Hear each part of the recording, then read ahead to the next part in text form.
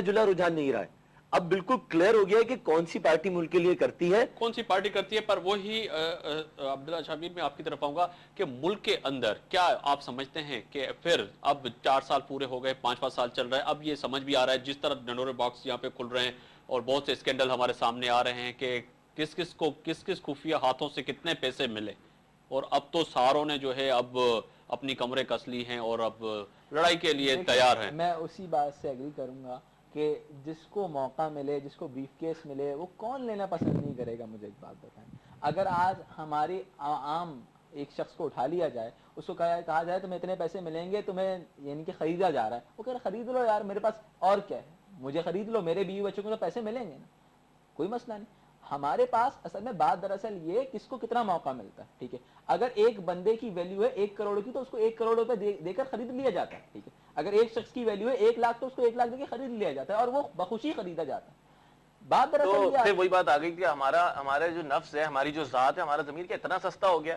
وہ اس ملک کا جو اپنے آپ کو ایک آزاد ملک کہہ رہا ہے, اس ملک کا جو اسلام کے نام پر حاصل کیا گیا, تو یہ اسلام ہمیں یہ سکھا رہا ہے کہ ہم وہ غداروں والے کام کر رہے ہیں کہ صرف اور صرف اپنے ذاتی مفاد کے لیے, ملکی مفاد کو, اپنے اسلام کو, سب کچھ جو ہے نا ہم اس کو بالکل سائڈ پہ رکھ دیتے ہیں. جی ایک کالر ہے, ان سے ہم بات کرتے ہیں. آج پہلی دفعہ ہم نے کالروں کو بھی اپنے پروگرام میں شامل کیا. جی السلام علیکم.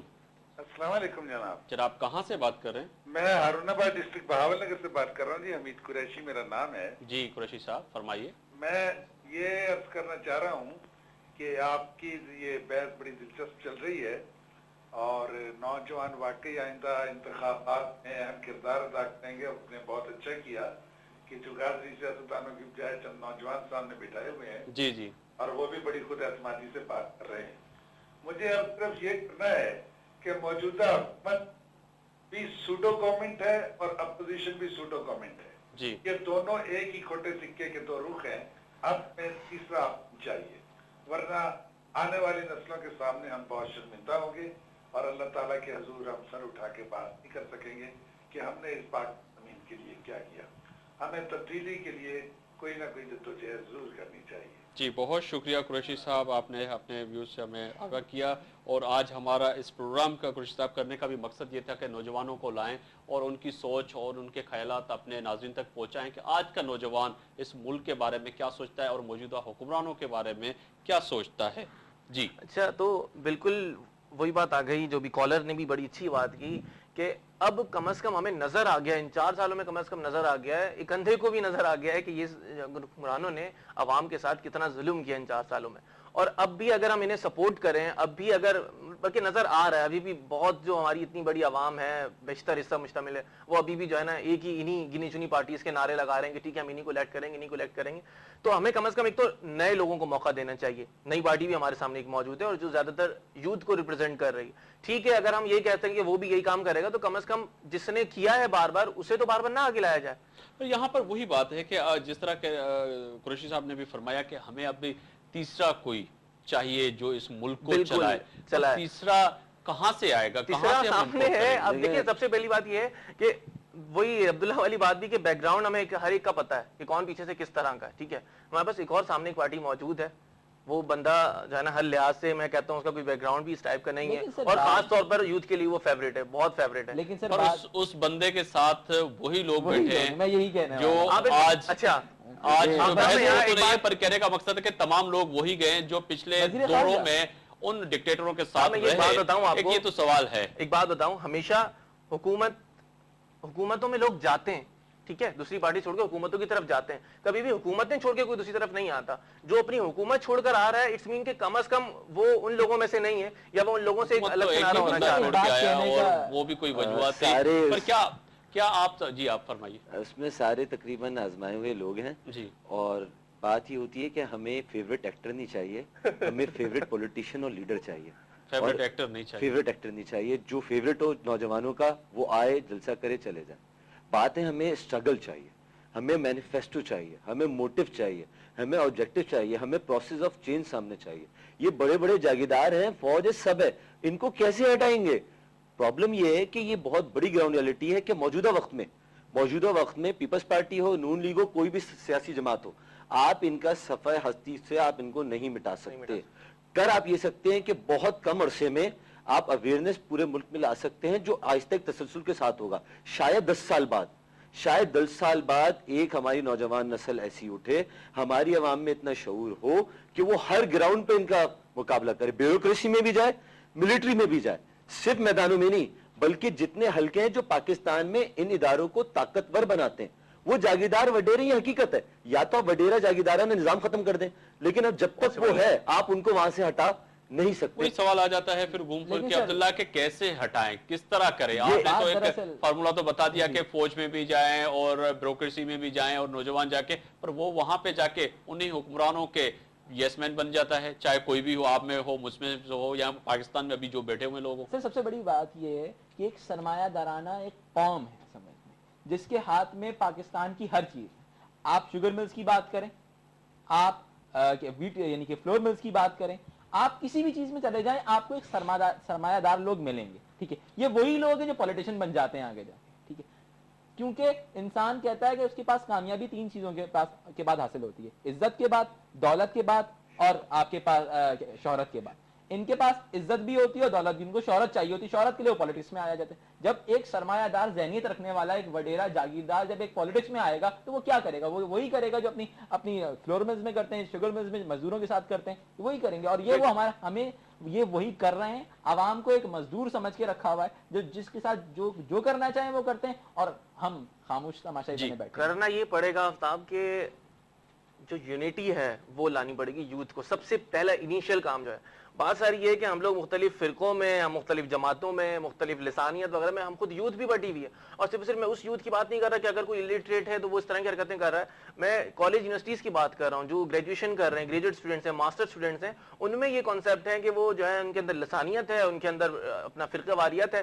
یہ سب چیزیں ختم کر کے صرف اور صرف ایک مقصد ہوگا کہ اپنے ملک کی خاطر کچھ کرنا ہے. ٹھیک ہے, اور ایک جگہ اکٹھا ہونا پڑے گا. سب کا موٹو جب ایک بن جائے گا, سیم ہو جائے گا. ٹھیک ہے, وقت لگے گا, واقعی عبداللہ کی بات بالکل ٹھیک ہے کہ وقت لگے گا, اور کم از کم ہم آگے والی جو ہماری جو جنریشن آئے گی ہم شرمندہ نہیں ہوں گے. جیسا کہ آج کالر کی کال آئی کہ ہم آج شرمندہ ہیں کہ ہم نے اپنی یوتھ کو اگر کچھ نہیں دے سکے, تو کم از کم یہ نہ ہو کہ یہ سرکل دوبارہ ریپیٹ ہو کہ 3 دہائیوں بعد. کیا عبداللہ کیا سمجھتے ہیں, کیونکہ اب بالکل ہم پروگرام کی اس جگہ پہنچ چکے, وائنڈ اپ کی طرف بھی جا رہے ہیں, یہ کیا سمجھتے ہیں کہ اب الیکشن آ رہے ہیں, کیا یہ لوگ پھر ان دکھ اور ان زخموں پہ مرہم لگا کے پھر ایک نیا مینیفیسٹو, نئے نقطے کے ساتھ آپ اور ہمارے بیچ میں آئیں گے؟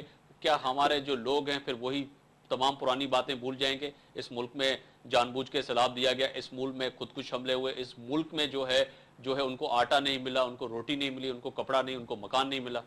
سر بڑی معذرت کے ساتھ, ویسے تو پہلے بھی حکمران ہمارے ووٹ سے نہیں آتے تھے, اور ابھی بھی ان ووٹوں سے آئیں گے جو پہلے ووٹوں سے آئے تھے. اور آپ نے بہت اچھی بات کی, یہ نیا مینیفیسٹو لائیں گے, یہ عوام کو نئے نئے خواب دکھائیں گے, یہ دوبارہ ایسے منصوبے لائیں گے کہ عوام خوش ہو جائے. یہ اسی جگہ پر جائیں گے جہاں پر ان کو ووٹ ملتے ہیں, وہاں پر یہ رقوم تقسیم کریں گے, وہاں پر ترقیاتی منصوبوں کو سامنے لائیں گے اور دوبارہ ووٹ لے جائیں گے. فی الحال اس الیکشن میں تو وہ الگ بات ہے کوئی موضوع ہو جائے, ورنہ ابھی بھی عوام انہی کو ووٹ دے گی. اگر کام ہو سکتا ہے تو ایک ہو سکتا ہے 3 چیزوں کا مرکب بنایا جائے, وہ ہے تعلیم, نوجوان اور میڈیا. یہ 3 چیزیں ہیں کہ ٹھیک ہے جتنے پرانے تھے رہنے دیں, وہ نوجوان جو تعلیمی یافتہ ہیں وہ میڈیا کے ساتھ مل کے پورے پاکستان میں تعلیم کے شعبے میں کام کریں, اویئرنیس کریں. انشاءاللہ تعالی 3-4 سال بعد تبدیلی آپ کو نظر آئے گی. ورنہ ابھی کی جو الیکشن ہے اس میں جو صورتحال سامنے نظر آ رہی ہے, اس میں یہی آ رہی ہے کہ ان کو ہی بھاری اکثریت ملے گی. ہاں, وفاداریاں تبدیل ہوں گی, نظر تو یہی آ رہا ہے. افاق کے حالات دیکھتے ہوئے واقعی کیونکہ اب تو 1 سال رہ گیا, اتنی جلدی تبدیلی آتی بھی نہیں ہے. اور اب تک وہی, اگر آپ کسی بھی جن پارٹیز کے جو بھی جلوس وغیرہ ہو رہے ہیں, اتنی تعداد وہاں پہنچ رہی ہے, اور سب ابھی بھی وہی نعرے ان کے دوبارہ لگ رہے ہیں کہ ٹھیک ہے ہم نے تو جو ہے اسی کو ووٹ دینا ہے, دوبارہ انہی لوگوں نے آنا ہے. ٹھیک ہے, لیکن یہ ہے کہ ایک ہمیں دور کی سوچ رکھ کے ہمیں جو ہے نا اپنا ایک عہد کرنا ہوگا. ٹھیک ہے, ایک موٹو بنانا ہوگا سب کو مل کے.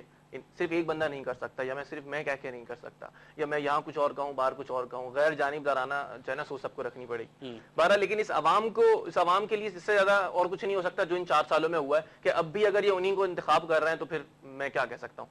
باقی اس عوام کی طرف سے ایک شعر ان حکمرانوں کے لیے جو میں ضرور شامل کرنا چاہوں گا کہ روز سوچ کر برستے ہیں میرے آنسو اے ناپاک حکمرانوں, روز سوچ کر برستے ہیں میرے آنسو اے ناپاک حکمرانوں, کہ آج ایک اور شام بھی گزر گئی روٹی کپڑا اور مکان کے لیے. जी ज़बरदस्त। ये वाकई अगर हमारे हुक्मरान आपको सुन रहे हैं, देख रहे हैं, तो उन तक आपकी आवाज़ पहुंची होगी। पर अब्दुल्ला, क्या आप इस दौर में जो गुजरता 1100 साल अगर देखा जाए, 12 साल इलेक्ट्रॉनिक्स मीडिया का जो दौर है, जिसने एक छोटे से देहात में एक नौजवान को एक अवेयरनेस दी है, उसको कैसे देख रहे हैं? क्या आने वाले वक्त में टफ टाइम मीडिया देगा या वो नौजवान देगा जो इस वक्त जर्नलिज्म में है? सर देखिए, दो चीजें, मीडिया और नौजवान। मीडिया नौजवान के बगैर कुछ नहीं और नौजवान मीडिया के बगैर कुछ नहीं। अगर मेरी आवाज आज देखने वाले मुझे देख रहे हैं और सुनने वाले मुझे सुन रहे हैं, तो इस मीडिया की तफैल सुन रहे हैं।